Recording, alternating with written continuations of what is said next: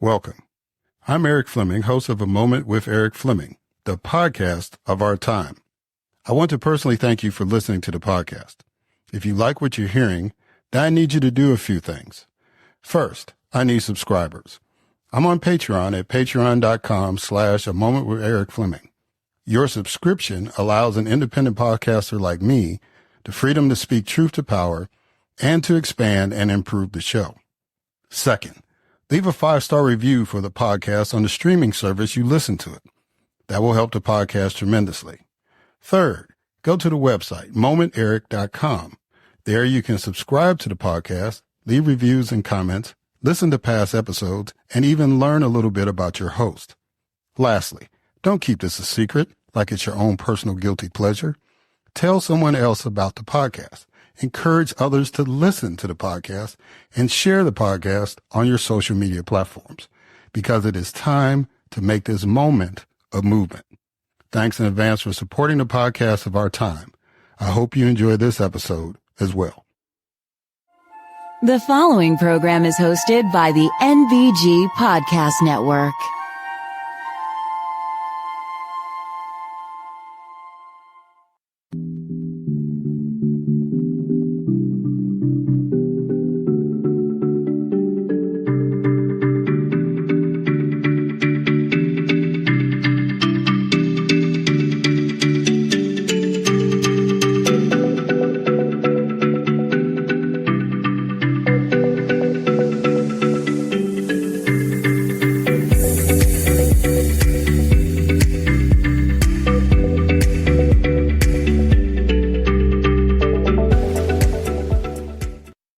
Hello, and welcome to another Moment with Eric Fleming. I am your host, Eric Fleming. Today, I've got a good friend that is going to be a guest. I say good friend because this is somebody that I admire from afar, that is up and coming, and just be on the lookout for this sister. You know, it may not be right away, but she's going to be one of the stars of the future in politics or whatever she decides to continue to do. She's been on the program before, and hopefully, you know, we'll have her on many times, but I'm glad that she's going to be a guest today. And we're going to talk about, you know, what happened in 2024 and where we need to go from here. So, you know, and then, you know, a lot of stuff has happened this week, and I'm not going to talk about everything, but first things first, we need to keep the people in Los Angeles in our prayers. Find some kind of resource to help them out, whether it's GoFundMe or the Red Cross or whatever. You know, just do what you can to help those folks out. It's still early because they're still going through it as we're recording this. And you always can go to FEMA.gov. I always try to direct people to that because FEMA.gov is going to screen out any of the scammers and get you to the right resources to help those folks in need. It's a real bad situation. And we just need folks to be prayerful and do what you can for them. I have family members out there. They've all checked in. Everything's okay. But they have friends who are going through it.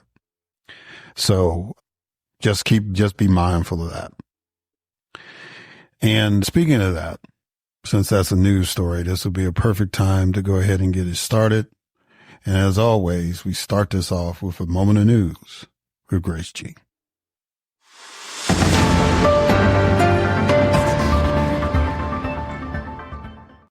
Thanks, Eric.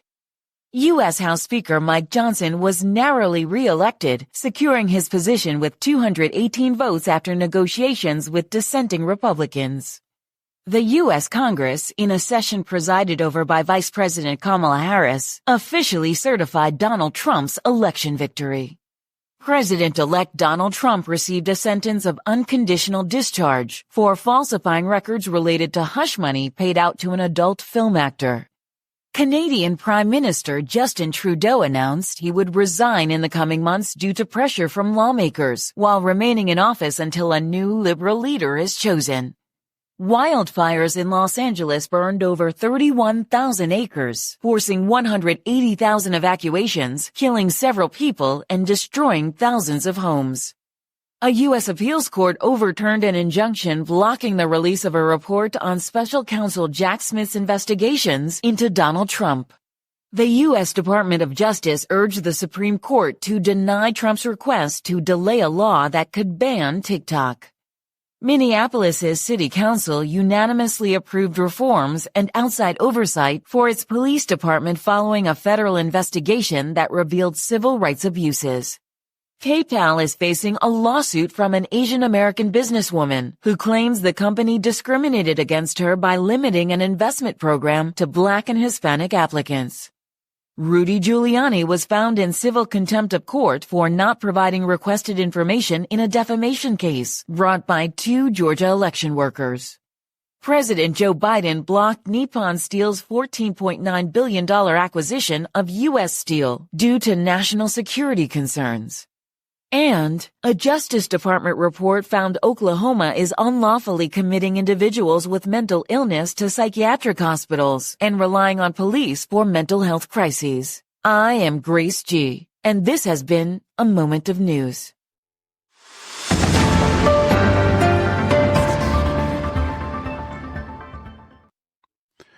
All right. Thank you, Grace, for that moment of news. And now it is time for our first guest. Well, my only guest, Shalonda Spencer. Shalonda Spencer is a remarkable individual who has demonstrated excellence in various fields such as policy, entrepreneurship, politics, and advocacy.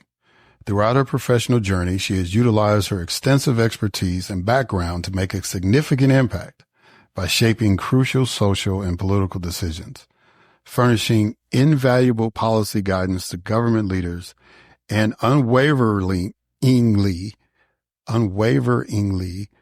advocating for social and racial equity. With over a decade of experience in government affairs, human rights, and social justice, Shalonda is an accomplished leader and a sought-after keynote speaker. Her expertise has led her to facilitate roundtable discussions for international audiences and organizations and to lead national security conversations on diversity, equity, and inclusion. Through her activist approach, Shalonda has marched alongside fellow advocates to end racial disparities and provided mentorship to young women. Shalonda's contributions in foreign affairs and diplomacy have been remarkable. As a former executive director of WCAPS, she raised the voice and prominence of women of color in the field of international relations. In her previous role as the Director of Public Policy and Government Affairs at Trying Together in Pittsburgh, Pennsylvania, she advocated for high-quality early learning education for children and families. Shalonda's expertise also extends to her role as a legislative assistant for the United States House of Representatives and as a foreign policy analyst for the Mennonite Central Committee. Shalonda has been recognized for her leadership abilities. She served as an adjunct professor at Millsaps College in Mississippi, teaching urban politics within the Government and Politics Department. As the advocacy coordinator for the ACLU of Mississippi, she focused on criminal justice reform and voter rights. Shalonda's community organizing skills have been instrumental in various political campaigns throughout the southern borders of Mississippi, including federal presidential campaigns. Her dedication and expertise in public service have earned her numerous awards and accolades, with recognition from the National Committee on American Foreign Policy as a 21st Century Leader Award recipient and the U.S. National Security and Foreign Affairs Leadership Award. She is the founder of Politics for the Culture podcast and is currently pursuing an executive master's degree in international relations with focus on foreign policy at Syracuse University. She is a proud HBCU graduate of Jackson State University, where she earned her Bachelor's of Science and Master of Public Policy degree in Public Policy and Administration. Shalonda continues to dedicate herself to public service and make positive contributions to society. Ladies and gentlemen, it is my distinct honor and privilege to have as a guest on this podcast, Shalonda Spencer.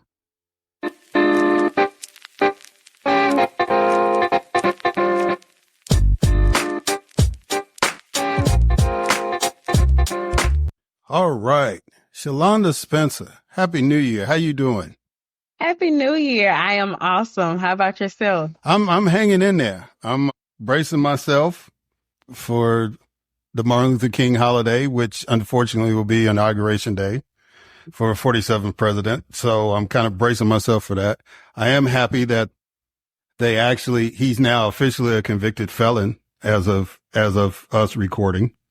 He did get sentenced. So, even though he's not going to spend any time in jail, just, now he gets to experience what a lot of our brothers and sisters have had to deal with, being incarcerated and, going through the judicial system because, he needed to experience that. But I'm saying that's not you saying it. So I don't just make that clear. But no, it was like the last time we had you on, it was before the election. A lot of things happened. So I just kind of want to get your viewpoint about, how things turned out in your end and, what you were doing during all that stuff. So let's start off the way that we normally do. And here's your quote. The quote is, "Start where you are.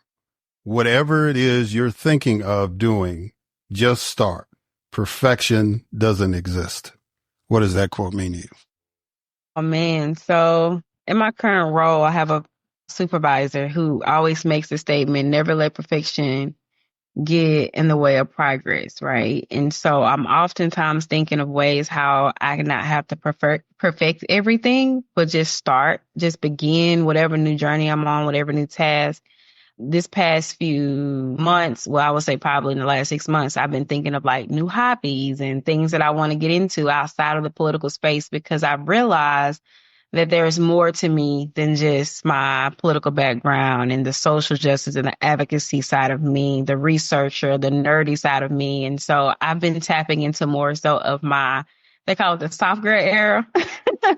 And just doing it, not thinking twice about how to create a process, but just do things as I see, go on trips, enjoy life, and just learn to bask in the moment of my existence. Well, that's good because you got to have a balance. When I was a little older than you when I got elected and, I was getting adjusted to being married. And during my first term, I became a dad. And so those were things I had never experienced, right? It was like politics 24/7, all that stuff. So, I had to make adjustments. I had to account for other people in my life because I inherited 2 boys. So, it's important. But I tried to have my fun when I was going through the process. So I always tried to maintain my balance and I always tried to have a lot of friends that weren't in politics. So that kept me grounded. It kept me focused, but it also helped me politically too, because, things that they were dealing with every day, they were lucky to have a friend that was like, could be in a position to address some of that stuff. So I get it. I don't think we called it a soft boy era, but it was, I feel you on trying to, just to be human. Cause the way it is now in politics, it can be consuming. So I get that. Yeah. All right. So I'm going to try something. You're going to be my debut person. And this is something I'm going to try to do with people that are politically oriented, not necessarily just everybody. Mm-hmm. I may try it with other folks. Well, I'll see how it goes. But this is something we're going to, a feature I want to put in my interviews called 20 questions. So what I want you to do is think of a number between 1 and 20. Okay. Okay. You got to tell me. I'm not a magician. You got to tell me. That's my number. What was the number? I'm sorry. 7. 7. All right. All right. So your question is, what do you consider the best way to stay informed about politics, current events, health, etc.? Well, I started out in local government, and I always say local politics is your bread and your butter. It's everything that it's the glue that keeps society stuck together. And so the first thing I'll tell anybody is to get acclimated, get acquainted with your local politics, whether if it's your city council, whether if it's attending a city council meeting, or watching it on video.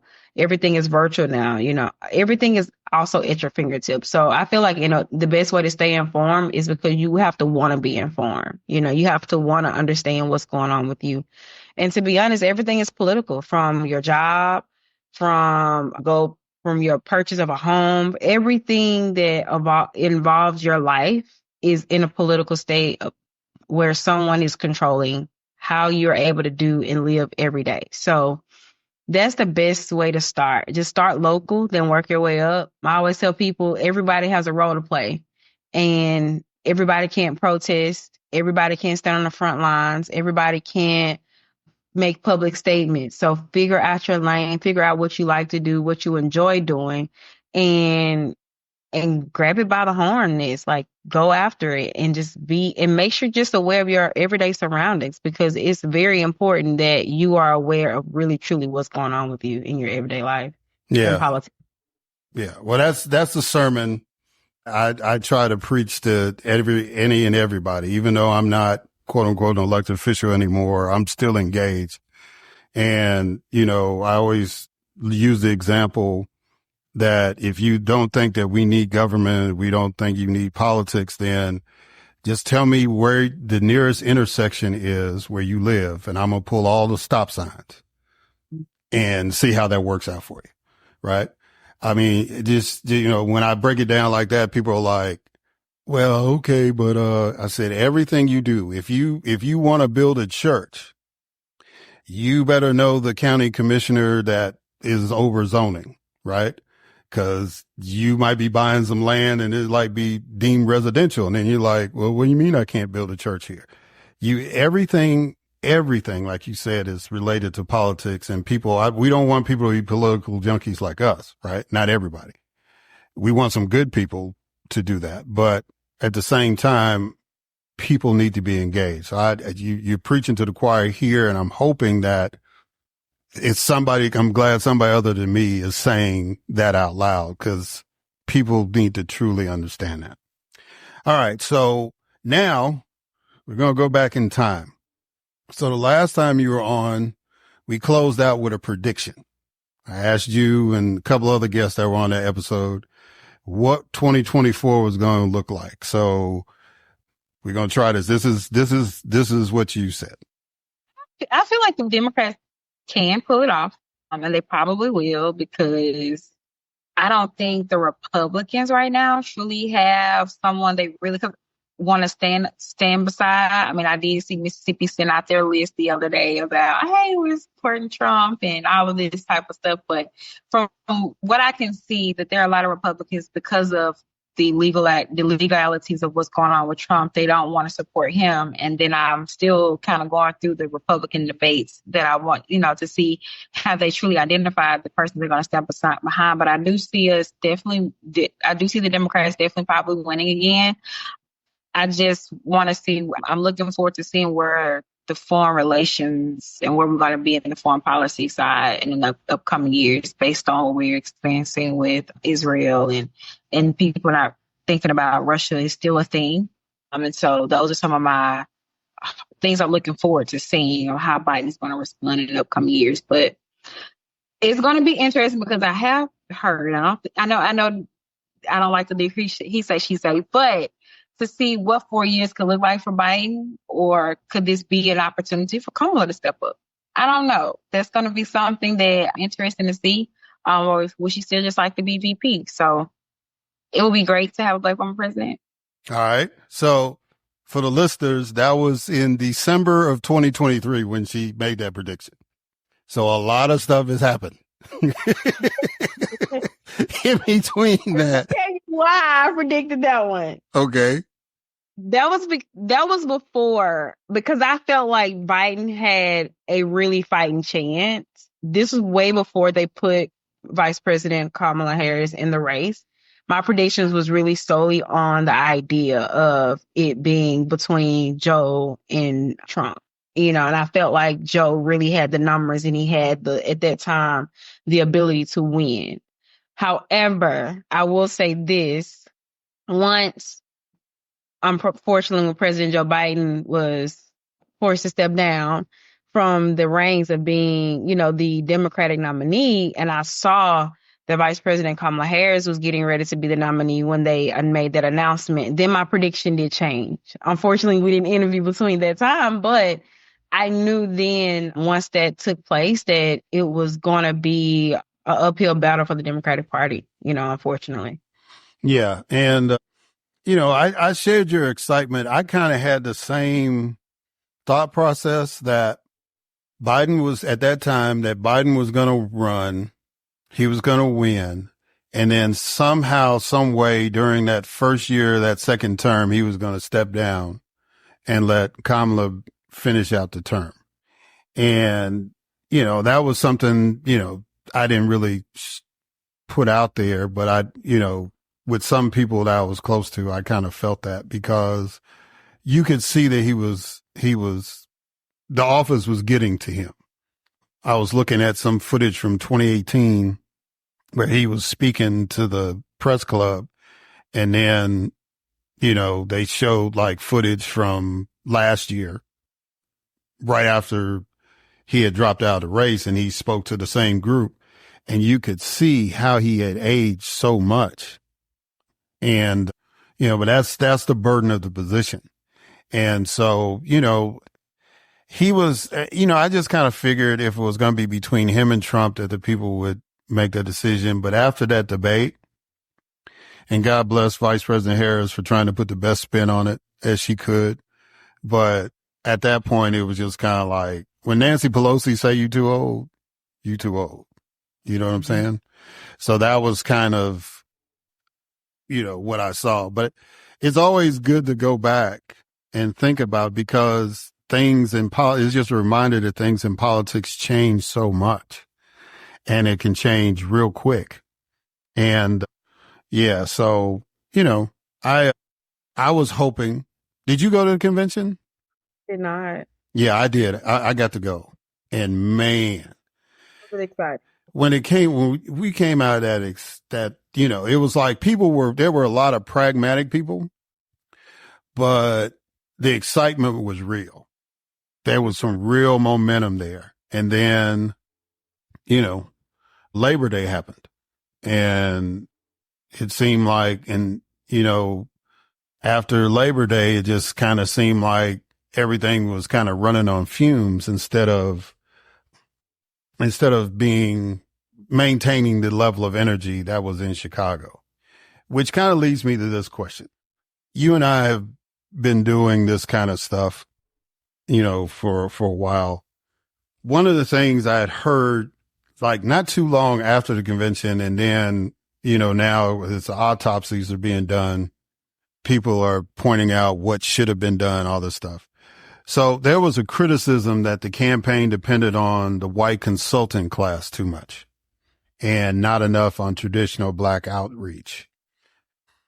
What is your take on that when you hear that kind of criticism, that it's like, well, you were listening to these Washington, D.C. folks and you weren't out there in the street? It's basically what they were saying, and you didn't put the money out there. How do you respond to that as somebody that's been an activist and been involved in campaigns, that kind of thing? As a former person who's worked on campaigns, even some locally in Mississippi, which was my recent one when I did the governor's race, one thing I can say is I see it. I've experienced it in my own personal career, where if you are a person of color or a Black person, or I like to consider myself a Black woman, of course, and you're put in a position whether if it's knocking on doors, whether if it's a policy analyst or whatever that role is, your expectation is for them to rely on your expertise. I don't just want to be your color quota person on this campaign or someone you just need to fill in a gap. Because if that's the case, then you could have left me where I would, right? And so I believe I believe there's some validity to that because there is a history of when Black people, especially that has been in the Democratic Party for so long or just in the political space and they get put on these campaigns, they don't get the roles that most senior level people of the Caucasian descent get. And that's just been valid. And it's still happening in the political space, whether if it's on the Hill, whether it's, unless, depending on what official you're working with, it's always the same. And so we have to get out of the ideology that Black people are only fit for these certain lower level roles because of what it requires. It requires them to go into community. And where do most Democratic parties try to target when they're running for presidential elections? In the Black community. So they put the Black people, of course, in those areas, whereas it's not saying that we shouldn't be there, but there's also saying that there are other roles that we can fulfill that doesn't require us to be a selling point to our people. And I think that needs to eventually change. And it's going to take some time for it to change, because I did see the TikTok picture of her communications team, right? And what better way in building a communications team to communities and to areas where it's not diverse. And I'm not saying have all Black people on the staff or have all white people. Like, bring a diverse perspective and bring a diverse group, because it's more than Black people that vote. It's more than Caucasian people that vote. You have your Latino, you have your Asians, America is America. You have African people from, all across the world. Like, America does not look the way it used to look years ago, and we have to change these political norms and step outside of the box in order to carry the torch. Because if not, we're going to continue to put Black people in these silo roles, and then there's no progression. Yeah, and I've personally experienced that when I was a staffer for, well, I'd say people's names because they know what they did. When I was with Mike Parker, right? When Mike Parker first got elected to Congress, I was his scheduler. I was the one making sure he got to where he needed to be. And then once he got the nomination, then all of a sudden I was just the Black guy, right? And, they tried that for about a couple of weeks. And then they realized, no, Eric needs to be the scheduler. He needs to be back in that position. And, and he won. But I mean, I was a quota candidate. I don't know if I ever told you the story, and I don't know if you were probably too young to pick up on that. But when I ran for the U.S. Senate in 2008, my job was to be the Black candidate to get the Black vote for Musgrove. That's what the national folks told me my role was, because in their mind, Hillary Clinton was going to be the nominee. Mm-hmm. So it was like, we need you to run against Thad Cochran, of all people, to make sure Black folks in Mississippi come out and vote.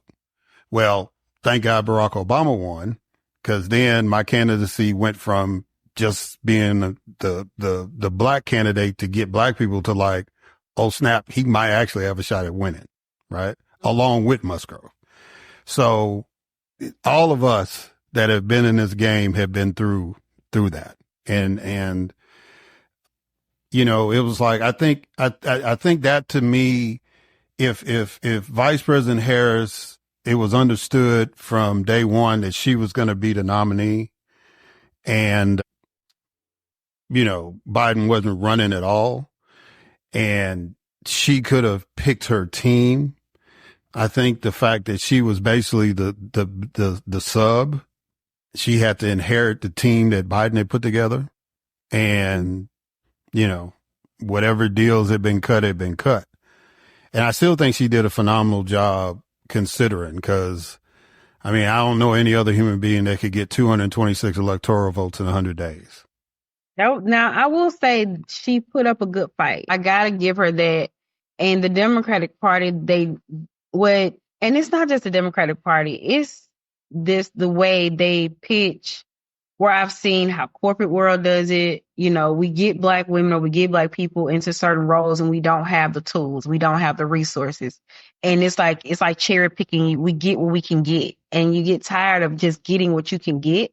And I did see that, like, she just, like what you just said, you know, just to echo, like, she got what was left, or she got what was already created, and not being able to get to choose and get to have that voice in a matter of like, hey, this is what I want, this is what I desire, these are the people that I wanted. Because I'm gonna be honest with you, the first campaign they ran, I always say this, Simone, I can't think of her last name. Sanders, she carried that election on her back.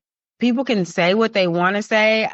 And kudos to her for really going off and doing great things.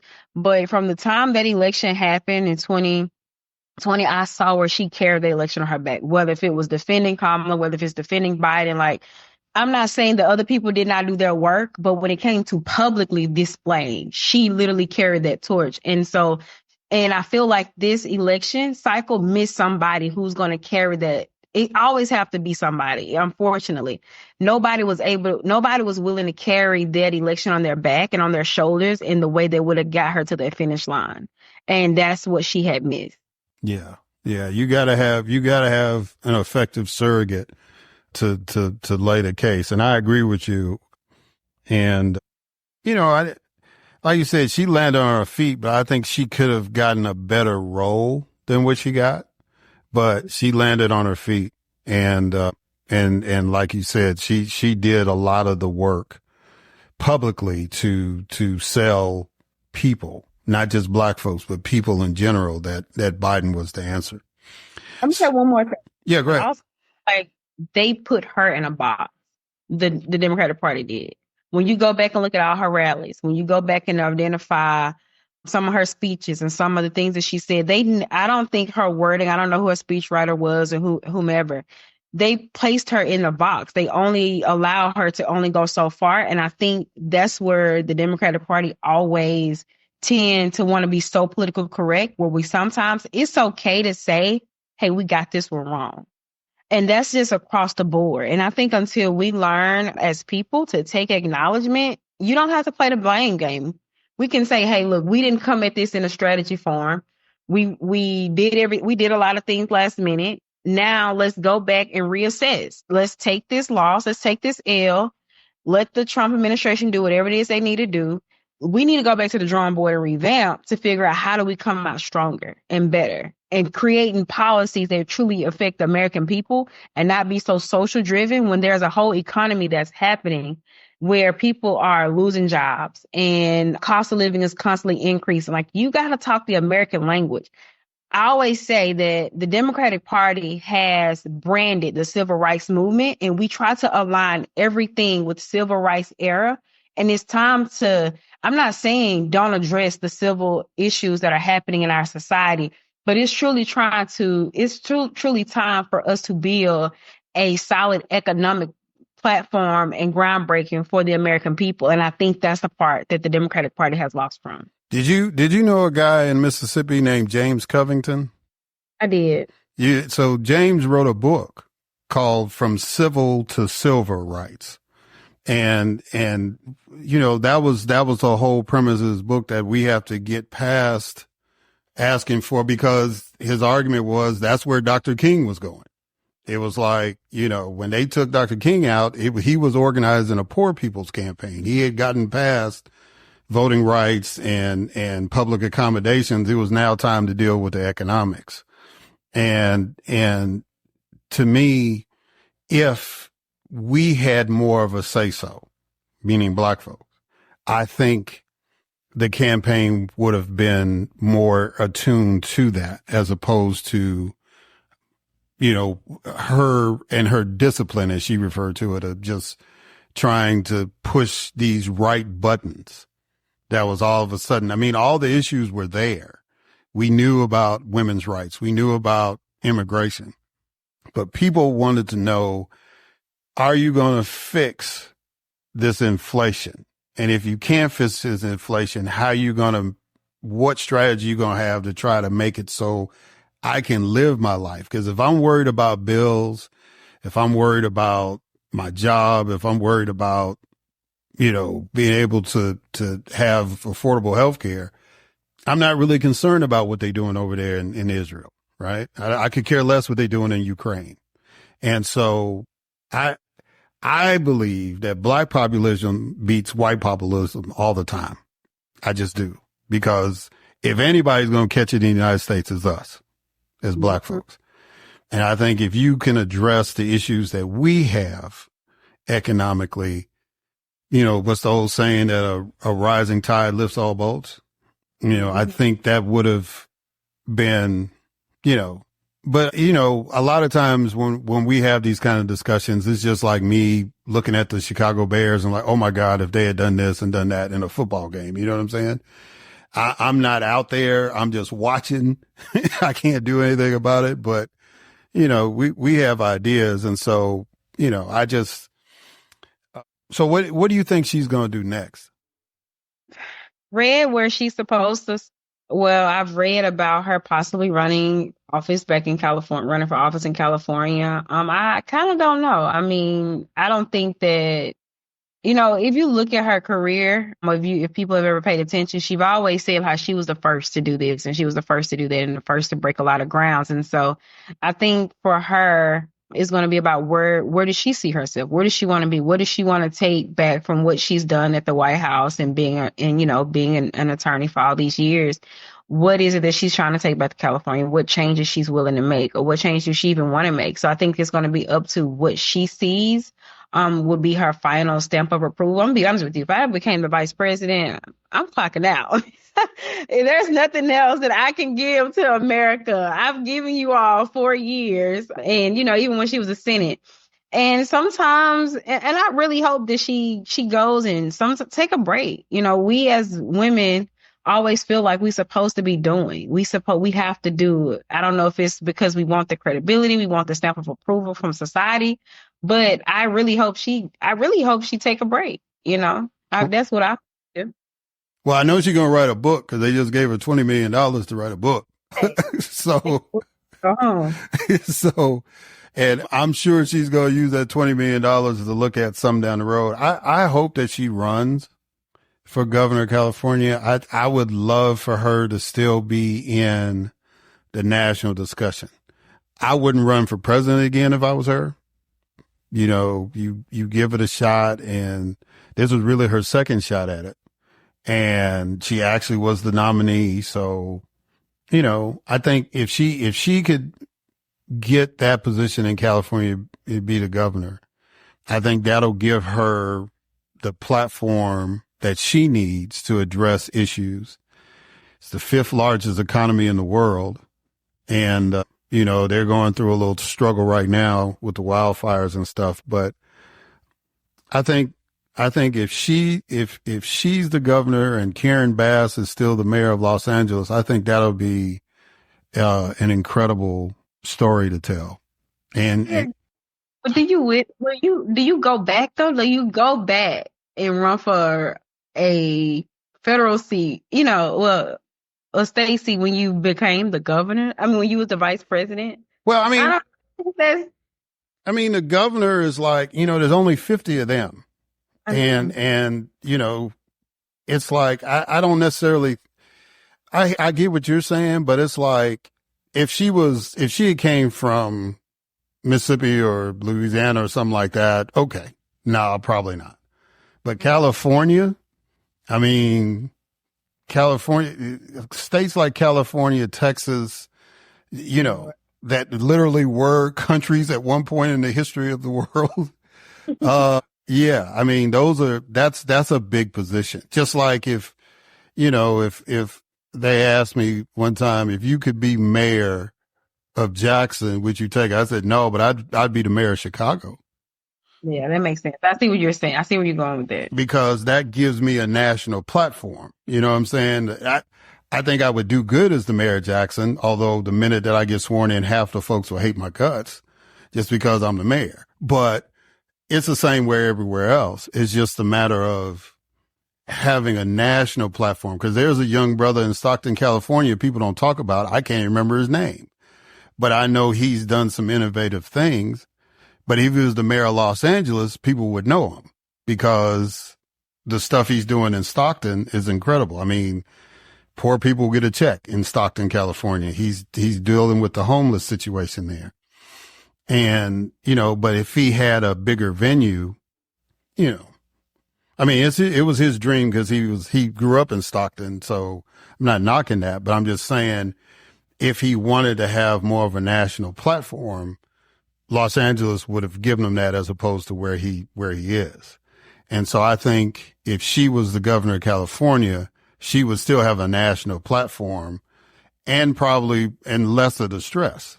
Because even being vice president, you're in that DC soup bowl, and you are privy to information that a lot of normal human beings do not get. In California, you're not going to get that pressure, but you'll still have that prestige. So, yeah. But that's just, like I said, she probably will take your advice and just like, you know what, it's been great. I'm going to sit out. So you were kind of alluding to it in one of your answers. How do the Democrats rebound from this? How do they take that L and fix it for the midterm elections and fix it for whoever's going to run in 2028? We got to go back to the basic. We have to go back to, I'm so sorry. Hold on. Did you hear my background noise? A little bit, but it's okay. Okay. So we have to go back to the basics. We have to go back to figuring out, for one, get out of this socialism, classism type stuff with the Democratic Party. I noticed that was something that people pointed out a lot, where even being in politics, I saw it. It's depending on what school you went to, where you graduated from before you get this certain job, a specific job. Who do you know? And all of those things. And it's kind of to the point where we have to get out of that the socialism of politics and get back to people. And until we get back to that part, until whether if it's the Democratic Party or the Republican, well, I always feel like the Republican Party, they're going to talk to everybody. They don't care who you are, what it is, like your background. They create speeches. They create language for everyone. And I think that we got to figure out, how do we create language and stop trying to create language barriers? How do we talk politics without trying to figure out how do we talk over people's head? How do we make foreign affairs and foreign relations relatable? How do we integrate public policies and make it to where it sticks with people? And until that happens, there's going to always be a battleground, because right now we have generations who, unfortunately, they say TikTok is going to be banned this month, but there's so much information is being spewed out right now that's beyond the classroom, that's beyond your everyday news stations and conversations, where people are doing their own research, creating their own analysis. And and honestly, you said something about Nancy Pelosi, said something about people being too old. We also have to, as the Democratic Party or every party, has to realize that some people, it's time for you to go home. It is okay to pack up and go home. You ran your race. You've been in Congress. You've been in Senate. You've played in these roles for so long. How much more power do you think you need? And how much more power is want? At this point, it's not power. It's about greed. And until we get out of the greed mentality, that's when we're going to continue to stay where we are.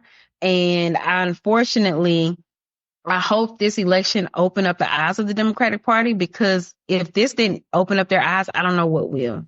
Well, I'm a little concerned about the eye opening because, what's the lady's name? It's a lady in Minnesota. She got elected. She beat out some older members to be the ranking member on agriculture. But then when Jasmine Crockett and AOC tried to do the same thing, they got kicked to the curb on that. So I don't think they're learning the lesson. I think there are some people that are dynamic enough or don't pose a threat to some people that they've been fortunate to get up there. Akeem Jeffries is one of those people. I think, Nancy conceded to him because she felt he was going to carry forth the agenda or what have you. But, and there was pressure exerted internally that way. But I don't know. I'm one of those people that believe that leadership should evolve, but that's an altruistic view because most of the time leadership changes through revolution instead of evolution. And, I believe in mentoring people because people ask me a lot. They say, Eric, why don't you run for something? I mean, you're still young. Maybe compared to Donald Trump and Joe Biden, I'm young. Yeah. But, when I was elected, that's literally been, that's been over 20 years ago. I mean, we're fast approaching, let's see, 99. It's a long time ago. That's almost 25 years. So, or it is 25 years. So, I think it's time for people to, you've got some young folks out there. You've been fortunate to get some, and maybe my generation, Generation X, maybe there's one person that might get a shot at it because everybody else, the older folks have held on to it so long. Kamala was literally like the first person because Obama is older than her. So, I mean, she was really like the first Gen Xer that really had a shot at winning. And, and the Republicans, like you said, they're not only messaging out, but they're pulling people from all different generations to build their leadership core. And I think the Democrats have a bench, but the folks that are in leadership don't want to give up their positions. And if they do give them up, they give them up reluctantly, which means that they still meddling in everything instead of letting folks be in charge and move the party in the direction it needs to go. Yeah. All right. So let's close it out with this. What is your biggest concern as we head into a second Trump administration? Not from a party standpoint, but just as a Black woman in the United States of America, what is your biggest concern about a second Trump term?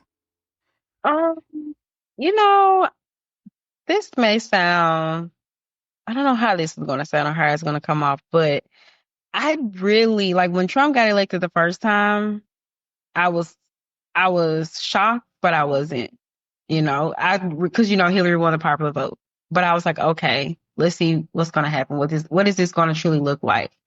And fortunately, as a Black person, when we receive, we always end up with the short end of the stick. Now, I will say a lot of great opportunities came out of me attending the White House, going to a few political events during the Biden administration, and I'm forever thankful and grateful for those opportunities. And so one of my things is what is the engagement going to look like with the White House when it comes to bringing that back in people who are experts in certain fields, who've been doing the work for so long. Will there be any type of bipartisan support on a few issues such as healthcare, such as the economy? Those are some of the things that I'm more concerned about. Just more so of the collaboration, the partnership, truly taking America forward in a way where we, because we have suffered a lot. But also I do know that I'm a Black person in America who has become accustomed to the adversaries that we've experienced.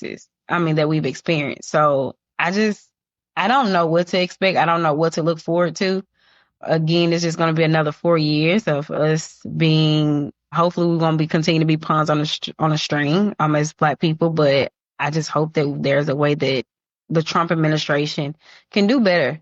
And not just the Trump administration. How do we do better than the previous administration? How do they come in, do something greater and better what the Biden administration did? Or not just do it better, what do we contribute? How do we add on instead of always trying to tear something down or apart? I remember, when the Obama administration passed the healthcare bill, then the Republicans like, hey, we want to tear this down. It doesn't work. But then you kept it because you realized there was no other plan. So let's stop trying to, and this is go for all parties, all administrations, let's stop trying to tear everything down that was built and figure out a way, how do we build up? One thing that I did see, that's been passed around is Trump and President Obama having a conversation at President Carter's funeral, right? And what I took from that is that we got to stop trying to stand on two sides of the aisle, but at some point we got to bridge those aisles together. And I think that's what my hope is for America as a whole. How do we build this country together instead of continuing to divide it apart? Yeah, I'm all for that. That's part of the reason I do what I do with this podcast is that it's no secret what side of the aisle I'm on, but I try to give people on the other side or somebody down the hall even give them a viewpoint and expose people to those different viewpoints and let them make an intelligent decision which way they want to go.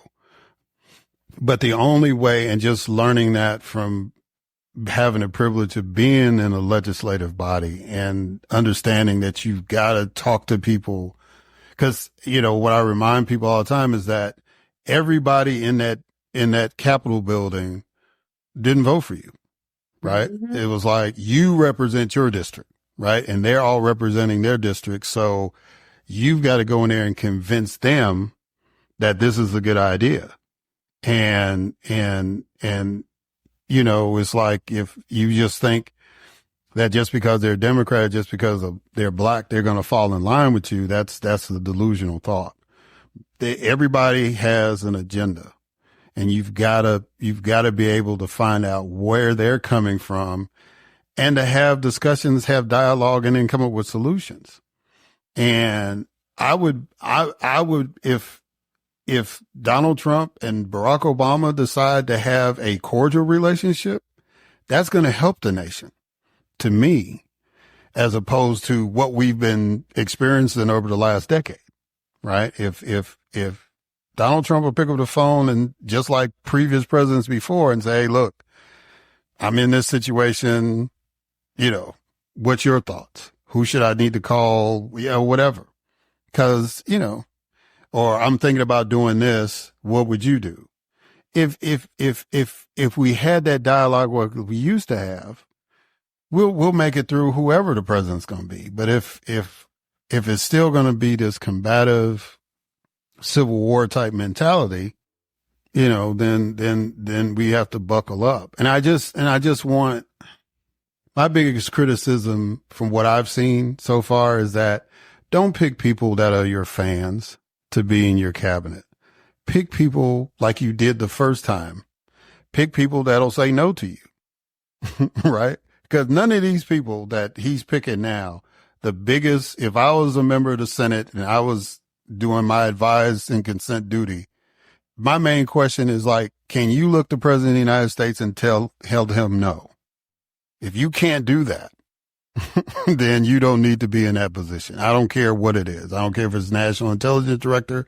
I don't care if it's OMB. I don't care if it's Secretary of Defense. I don't care.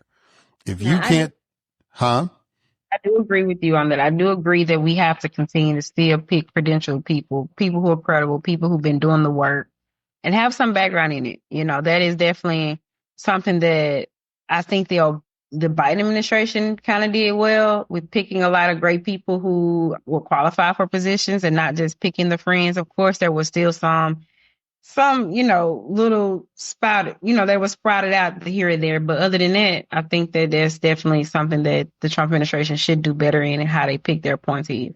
Yeah. I mean, just, the whole concept is this is America's house. You represent the nation. Just pick the best and the brightest people to fill those positions. And they're not going to agree with you all the time. And you need to hear that viewpoint.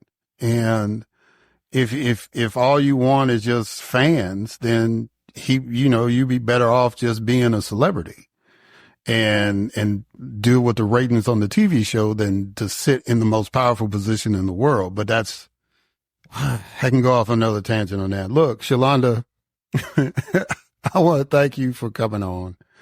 I know you've been, we kind of talked about, you kind of were taking a break and stuff, and you're not the first guest that told me that over the last few months. But I'm making a personal appeal. I need you to still be engaged. And because you're too talented, you have an incredible voice, you have an incredible mind. And this, I'm going to be like the Uncle Sam poster. We need you. We need you. So how can people reach out to you? And I'm going to do something a little different with you. I know you have a lot of different causes that you're involved with. Name a particular cause you want the listeners to be engaged with. And then if people want to get in touch with you, how can they do that? Well, as you probably know, I've kind of pivoted my career a little bit in the cyber and national security space, which cybersecurity is considered a national security threat to our democracy. And I've been focusing more so on thinking through how cybersecurity affects our world, how it affects our country, but also mostly how it affects us personally. And I've been having a very great run with the cyber world and cyberspace, but just thinking about national security as a whole and what does that look like? And so if there are any like national security issues along those lines of cyber or women's issues and stuff like that, I'm always a person that can talk on them and speak on them. My background is very broad, so I try not to put myself in a box, which is why I kind of stick to the national security space more so because it doesn't put you in this box. But I always say I'm not an expert in everything. I just have a lot of experiences in a few buckets. And cyber and foreign policy and public affairs is something I've had my share of buckets in. And if you want to reach me, unfortunately, I'm not on social media because my Instagram got hacked because of cyber, right? And I'm on LinkedIn. So if you want to find me, you can always message me on LinkedIn. It's Shalonda Spencer, and you'll see a beautiful smile with a picture of me there. Well, Shalonda Spencer, I greatly appreciate you coming on, and I'm honored that you accept my invitations to come onto the podcast. Don't be a stranger, and I'll definitely try to keep tabs of what's going on with you. So thank you. Thank you for coming on the podcast. I really appreciate it. Thank you for having me. Thank you, listeners, for listening in. I'm always here if you ever need me, Eric. You know I'm only one call and one message away. Yes, ma'am. All right, guys, and we're going to catch y'all on the other side.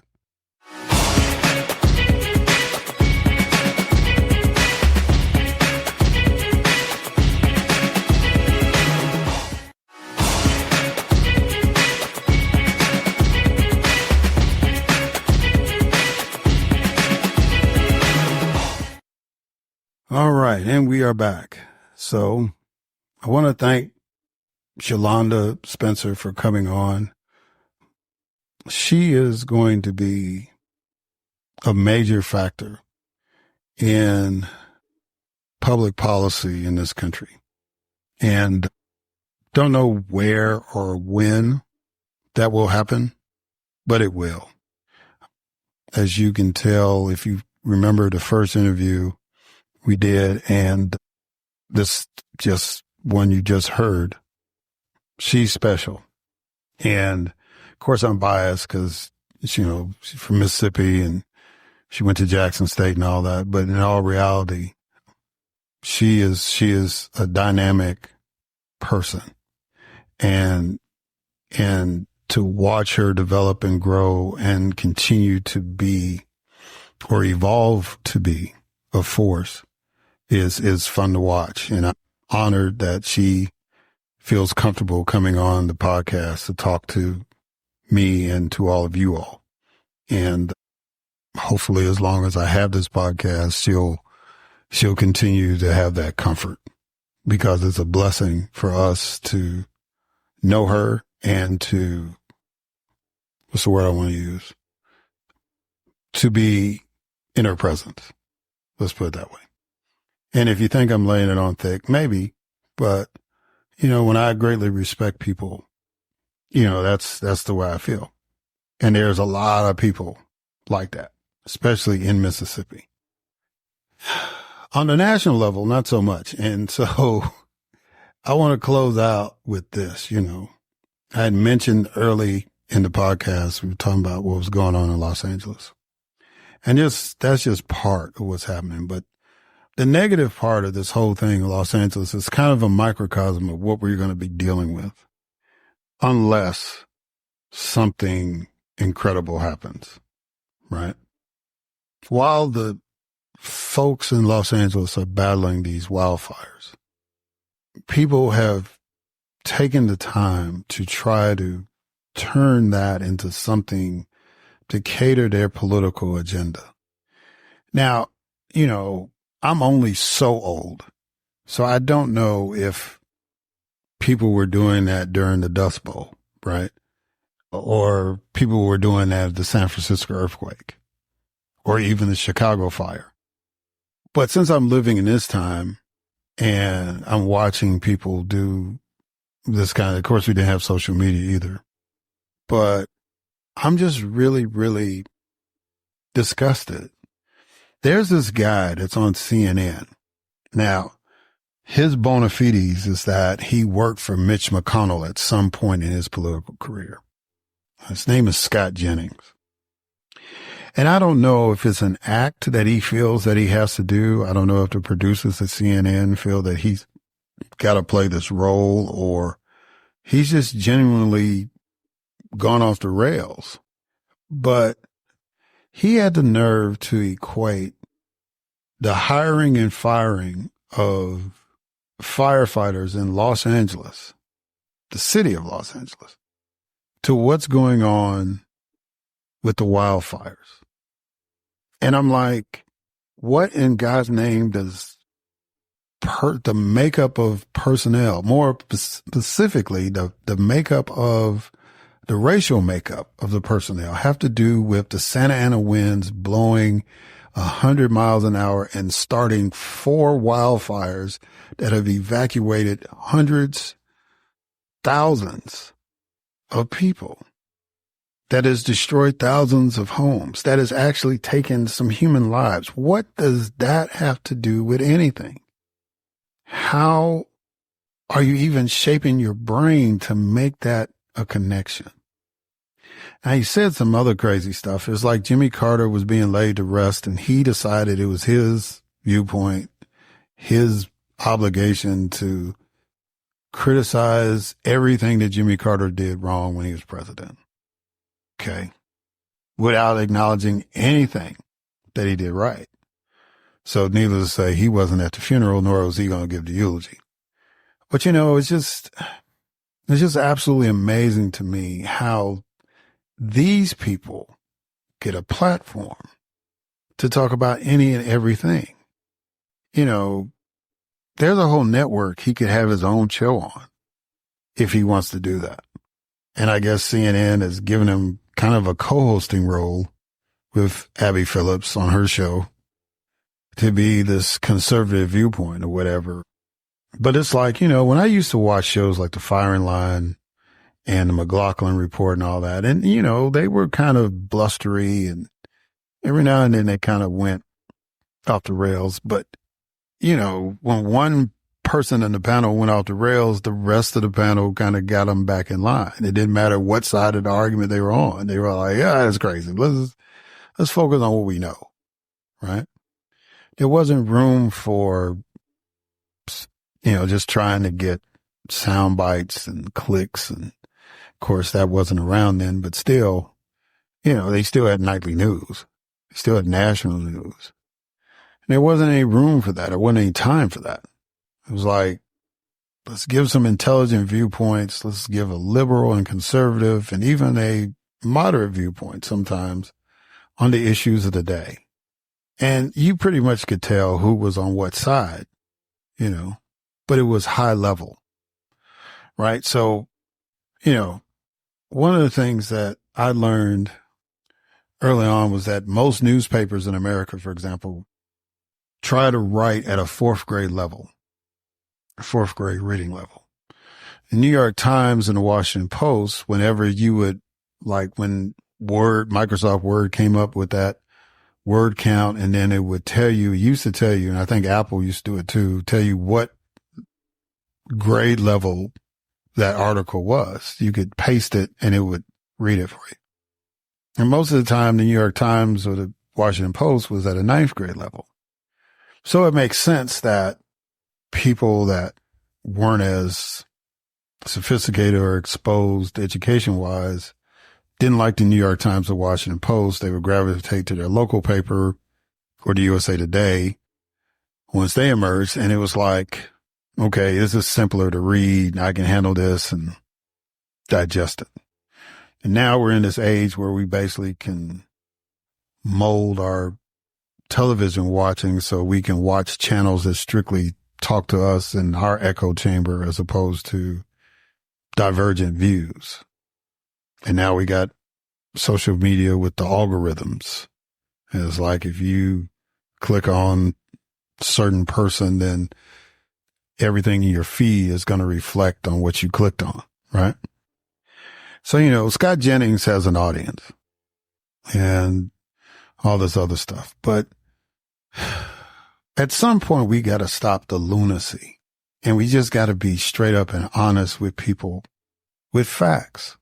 I had a coworker tell me, you can have your truth.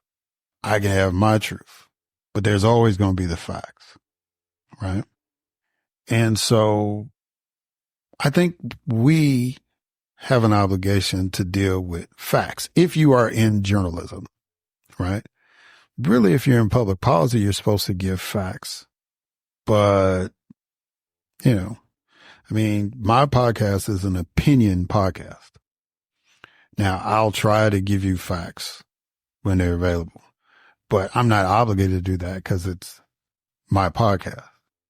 And I'm being straight up with you on that because I have a certain viewpoint. I have certain truths, right?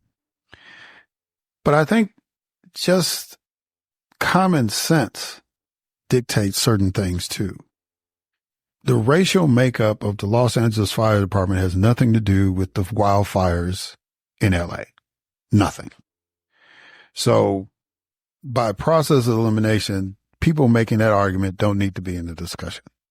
People that need to be in discussion are people that understand forestry management, people that understand firefighting concepts, people that understand water rights and the science of water, engineers, so that more water pressure can get to places to handle something like this if it ever happens again, right? Meteorologists, people that are into science dealing with the climate. These are the people that need to have these discussions, and they need to be advising the people that are going to make policy, not wild hair. I just got to get some political points this week kind of people. On the eve of Donald Trump becoming the next president, he has a press conference and he's not talking about the issues that got him elected, which is how the economy is going to be better for the average citizen. Because the economy is good if you own a business and if you own stocks. The economy is incredible. If you manage a pension plan for public employees, your job is safe because there's going to be money for those retirees. But for average everyday people who are trying to pay bills, trying to make it paycheck to paycheck, people voted for Donald Trump because they felt that he would do a better job than Vice President Harris in addressing those concerns. That's the good nature answer.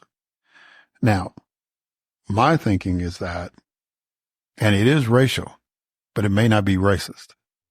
My thinking is that people didn't trust a woman or a person of color to do that as opposed to a white man. That's just me. And there may be other people that feel that way, but that's the way I look at it. Because I've been that black candidate running for a major office. And that's the assessment I had, that people couldn't envision me making the kind of decisions that a white dude could. Now, whether that's racial or ignorance or lack of trust, that's on that individual, right? But instead of having a press conference to address those issues, he got up there and started talking about, we need Greenland. We need control of the Panama Canal. Now, you decided to talk about the Panama Canal because Jimmy Carter had died, and you remembered when you were younger that Jimmy Carter was the president that gave the Panama Canal to the country of Panama.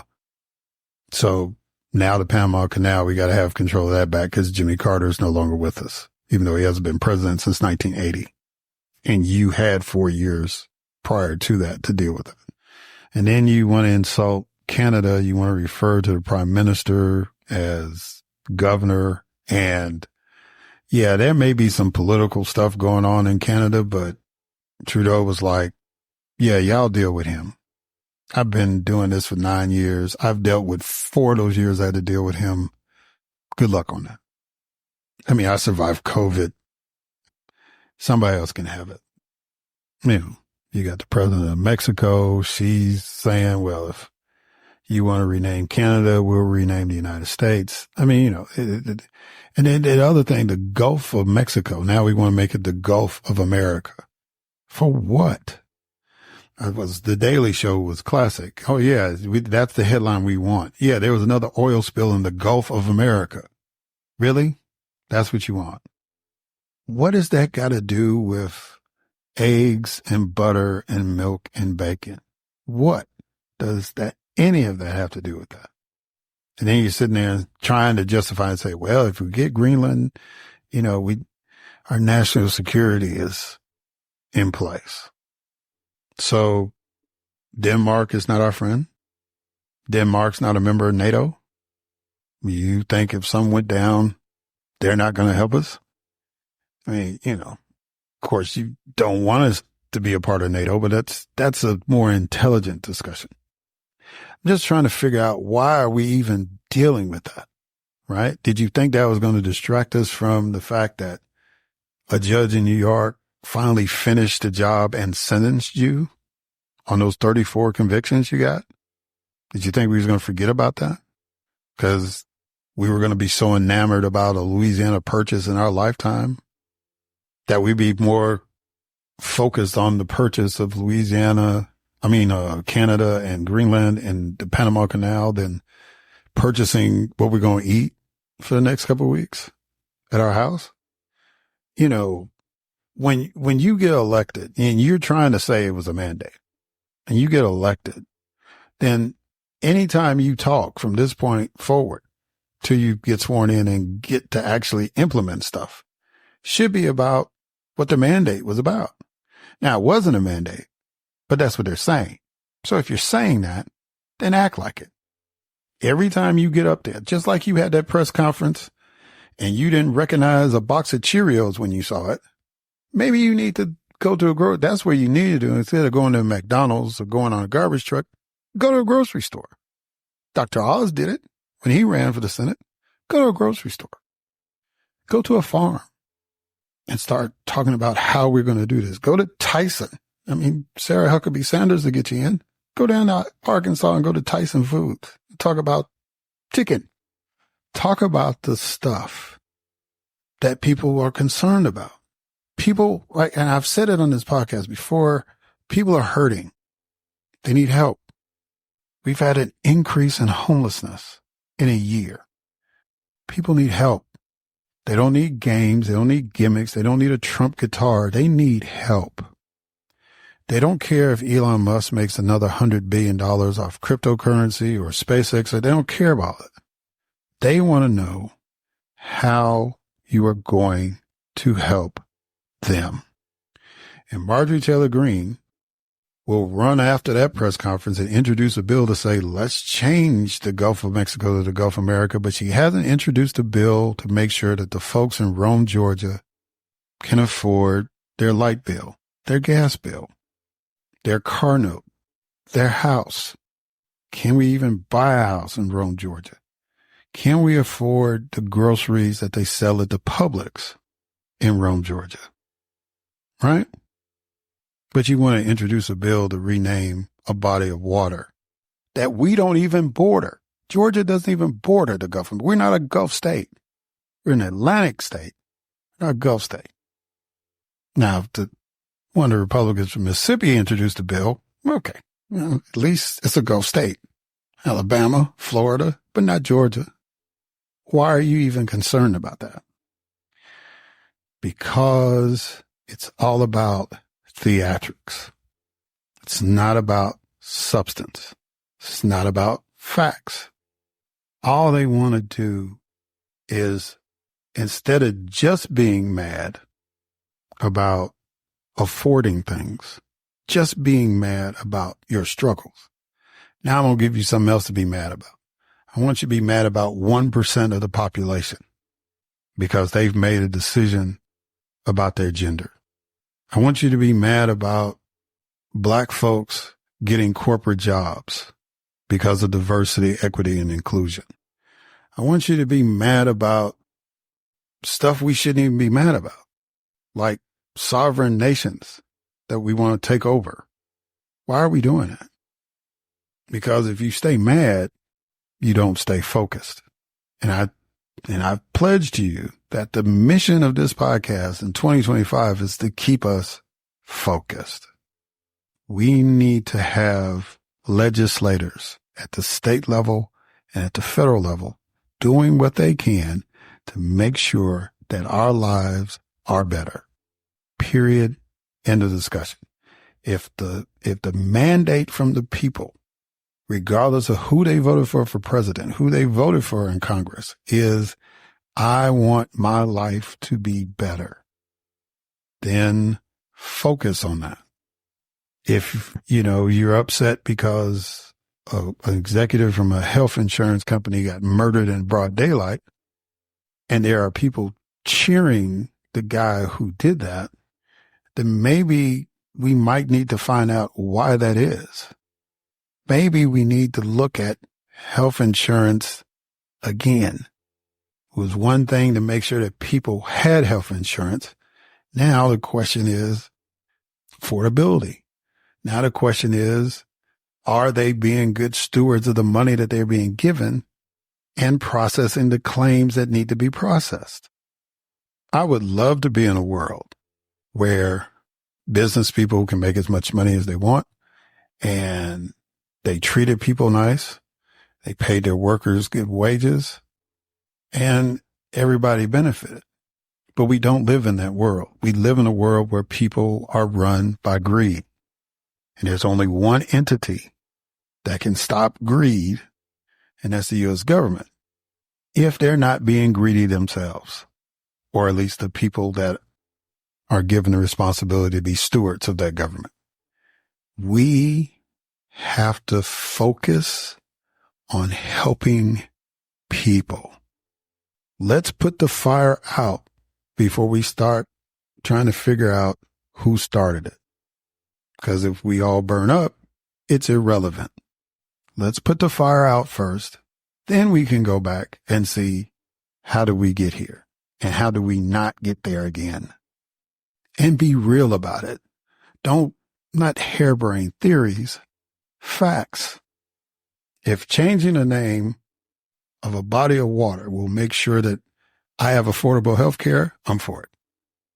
If purchasing a sovereign nation will make sure that I have affordable housing, go for it. If making another country a state or a territory of the United States will make sure that hunger in the United States would not be a problem, do that. But until then, stop talking about that. Focus on what needs to be done to make sure that Americans are not hurting anymore. Period. That's where we got to be. Because as a Black man, I can tell you, if Americans are hurting, we feeling most of the pain. So let's deal with that. Even if it takes you all 4 years, focus.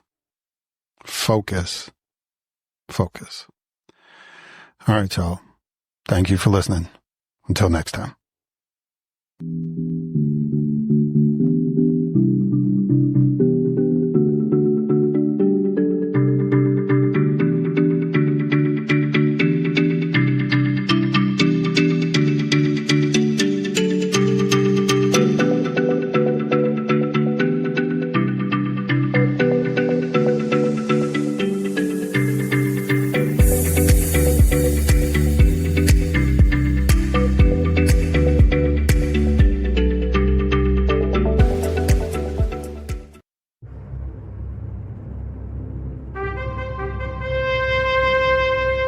NBG Podcast Network.